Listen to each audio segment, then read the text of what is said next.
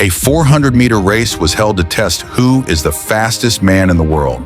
The competition is the competition that is most popular with everyone audience, so everyone is waiting with enthusiastic.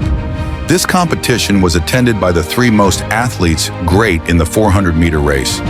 All race participants start from the same starting line, covering the same distance and have the same goal, namely to become people the fastest to reach the finish line. After preparing, signal that the race has begun. The referee fired gun in the air. 3, 2, 1, tar! All participants were lightning fast run towards the finish line and try to overtake each other. Such cheers from the audience, rumbling, adds to the excitement of the race. Suddenly, something unexpected happens. At the second corner in track, two athletes touch each other and because of this friction, both become a little disturbed in speed and hampered for a moment. The audience was so excited to watch the proceedings race so as not to pay attention to minor incidents. One of the athletes in contact felt disturbed by this incident, and immediately he stopped, ran, and expressed his protest. "Why are you nudge me? You're cheating." Because finally getting a response, he shouted in a tone angry at the committee and the audience, "This is cheating. I don't want to be treated fraudulently like this. I asked the race is over."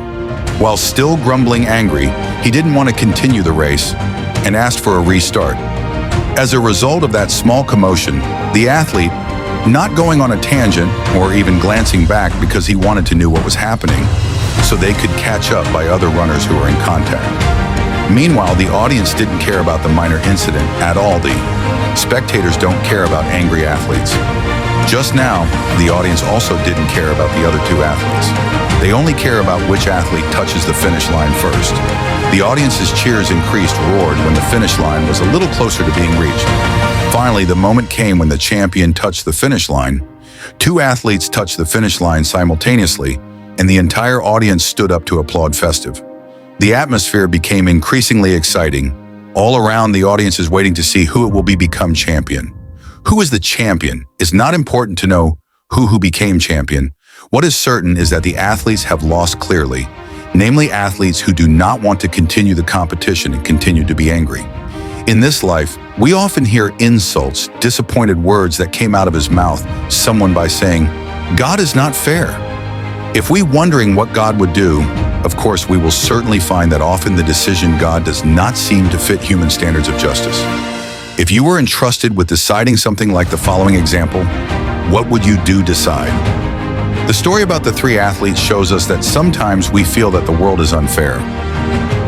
This world is unfair because life doesn't go according to our wishes, but according to life itself. However, the encouraging news and the most important thing is what response you give to the reality of this life. That is the true meaning of life. This world is really like a race that wants to quickly determine who wins and who loses.